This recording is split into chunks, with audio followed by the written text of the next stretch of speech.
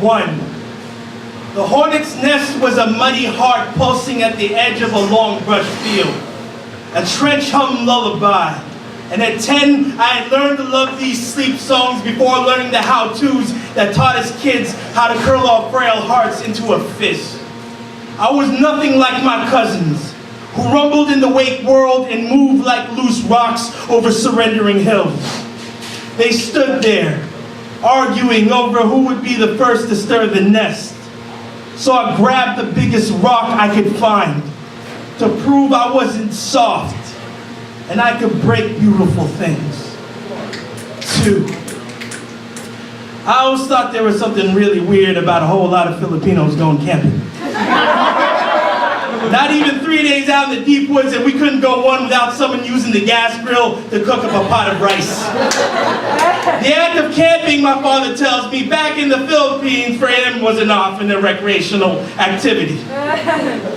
But every summer, I was made to learn how to find a place of quiet, where the sound of rustling leaves occurred on my body. Here, I learned how the stars should really look when I draw them in my notebook, and here I walked on the world before everything under my feet became pavement. 3. We got pulled off the hike by the heavy panting coming out of a two-headed beast of a sloppily built biker and a woman whose name I think was Oh Mama. Both of them sliding across each other. My older brother told me to move in closer to see if there was anything to steal.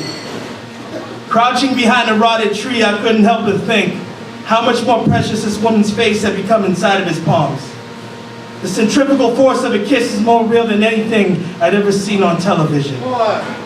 When he pulled off of her to complain about the bees, she laid there bare and open, introducing me to a whole series of questions I did not begin to know how to ask. I was as prepared for this as I was to see her looking back at me. Looking like my mother does when she would tell me I was growing up too fast. 4.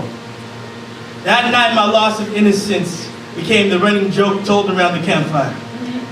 My mother took a seat next to me and I was sure I was about to be punished. Instead, I drifted inside of her hard paws. A hush mother's prayer to the gods of please don't let me fuck this one up.